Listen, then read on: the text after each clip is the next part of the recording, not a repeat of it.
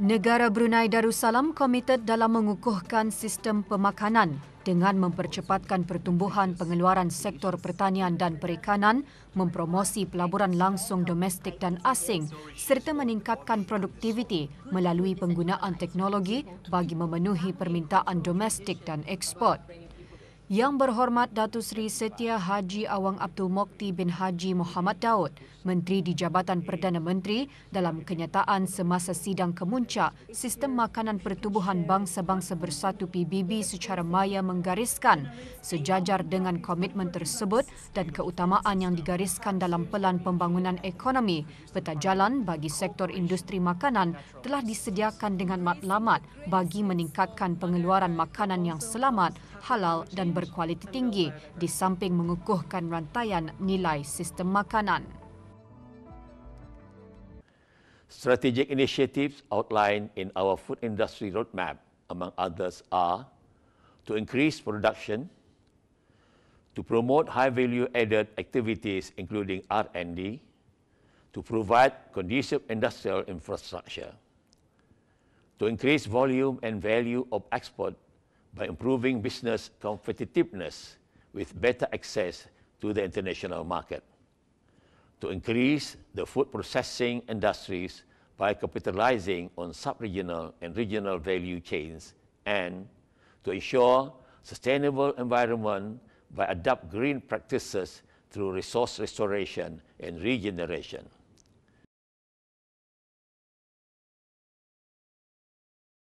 Sejak penularan pandemik COVID-19 yang melanda seluruh dunia, sektor pengangkutan di negara ini terjejas dan menunjukkan tren penurunan yang amat ketara berbanding dari tahun-tahun sebelumnya.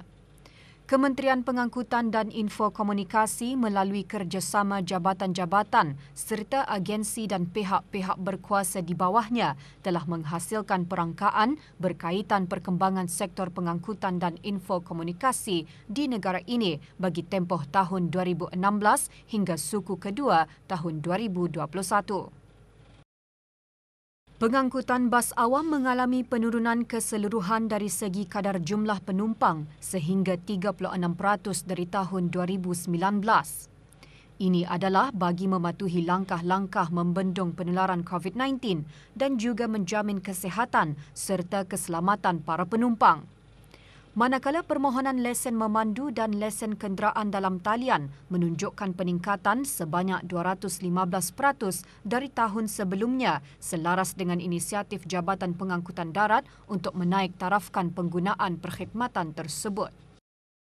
Dari segi pengangkutan udara yang merangkumi perkhidmatan pesawat, pergerakan penumpang dan kargo turut mengalami kemerosotan setelah 4 tahun sehingga 2019 mengalami pertumbuhan yang positif. Tahun 2019 menunjukkan catatan tertinggi bagi ketiga-tiga perkhidmatan pengangkutan udara. Sebagai langkah keselamatan, jumlah penumpang masuk dan keluar dari negara ini dihadkan. Justru penurunan sebanyak 80.7% bagi penumpang yang masuk dan 81.2% bagi penumpang yang keluar jika dibandingkan dengan tahun sebelumnya. Jumlah pergerakan pesawat di lapangan terbang antarabangsa Brunei mengalami penurunan sebanyak 69% pada tahun 2020.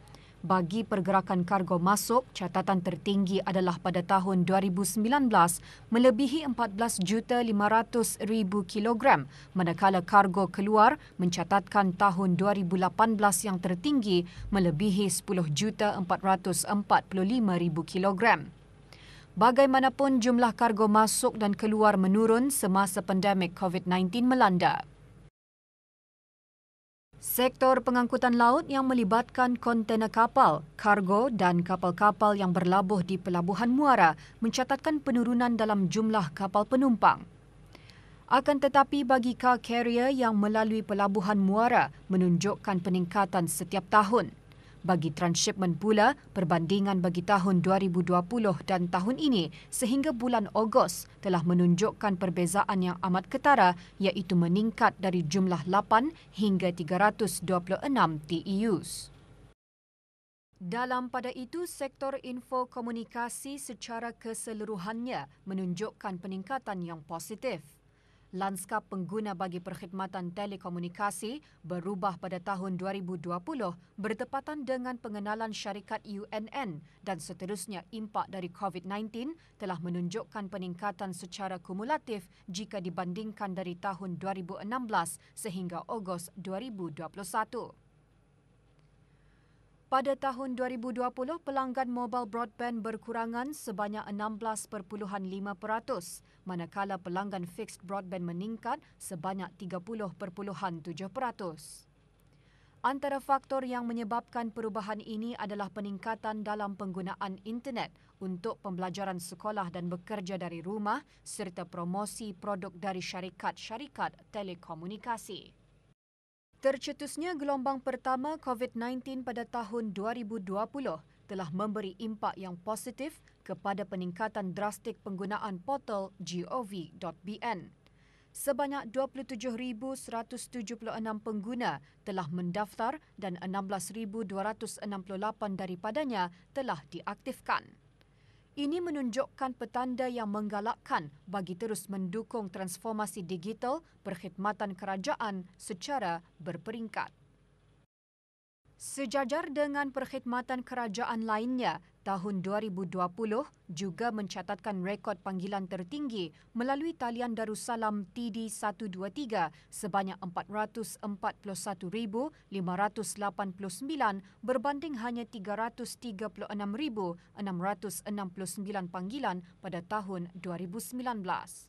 Perangkaan sehingga bulan Ogos 2021 menunjukkan sebanyak 321,341 panggilan telah dibuat dan berkemungkinan ianya akan terus meningkat kerana tercetusnya gelombang kedua COVID-19 di negara ini. Perkhidmatan pos dan kurier mencatatkan penurunan drastik bagi paket kecil bermula tahun lalu iaitu sebanyak 65% dari tahun sebelumnya. Jumlah bungkusan yang terendah ialah sebanyak 5,254 pada tahun 2020 dan penurunan bagi perkhidmatan EMS sebanyak 49% dari tahun 2016 ke tahun 2020. Keselamatan siber merujuk perangkaan mengenai keselamatan siber dari bulan Januari sehingga Ogos 2021 terdapat sejumlah 77 kes yang berkaitan dengan jenayah siber.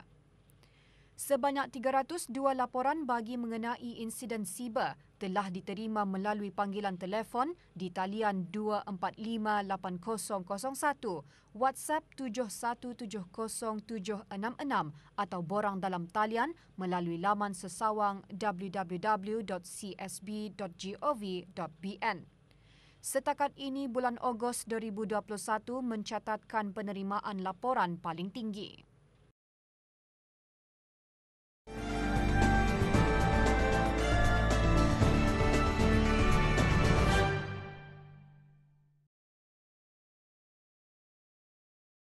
Indeks harga pengguna IHP meningkat sebanyak 1.5% tahun ke tahun bagi bulan Julai 2021.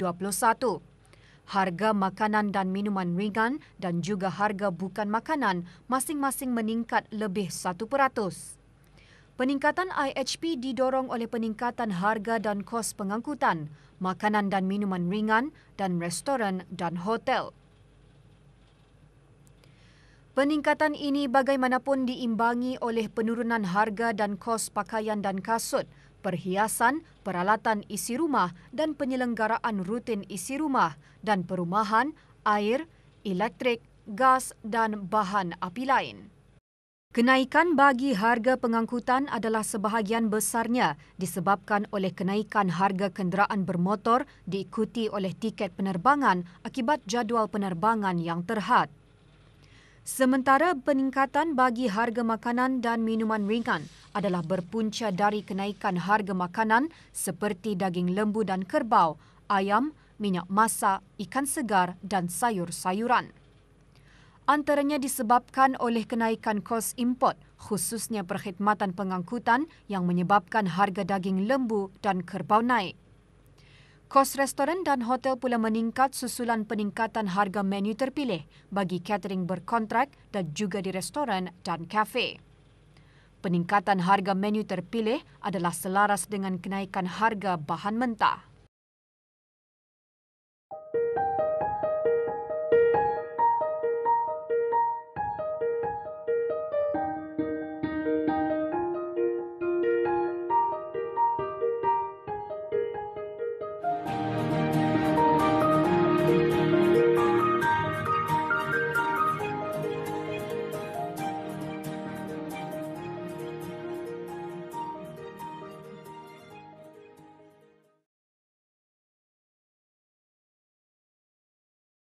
Sejak tercetusnya pandemik COVID-19, barangan yang tidak mendapat perhatian sebelumnya kini semakin mendapat permintaan tinggi. Ini terutama sekali barangan bagi perlindungan diri, khususnya sungkup muka dan pelindung muka.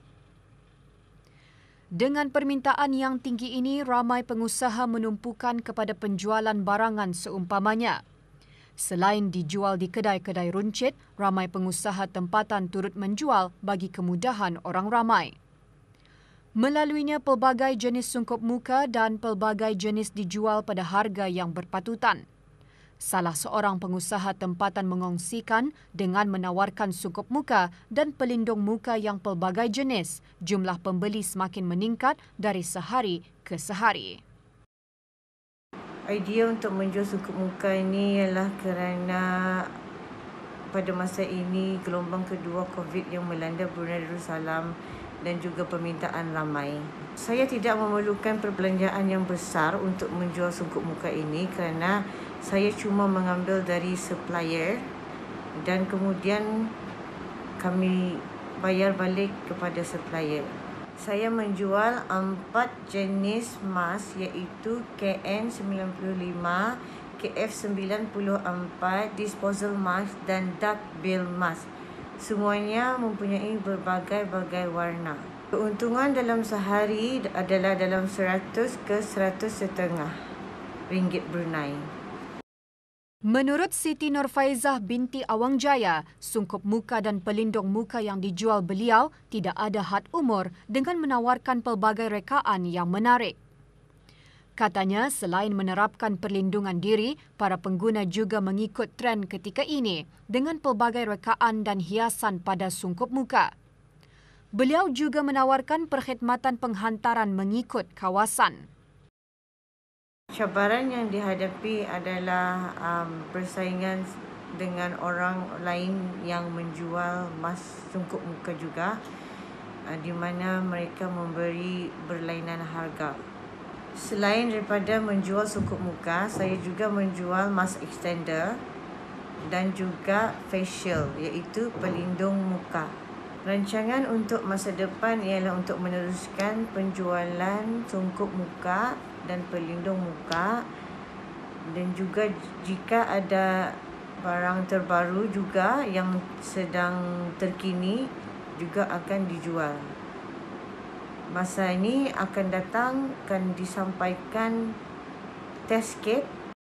Walau apapun jenis sungkup muka yang dipakai, apa yang penting ialah ia dapat mengawal dan membendung jangkitan di samping pengamalan prosedur operasi standard.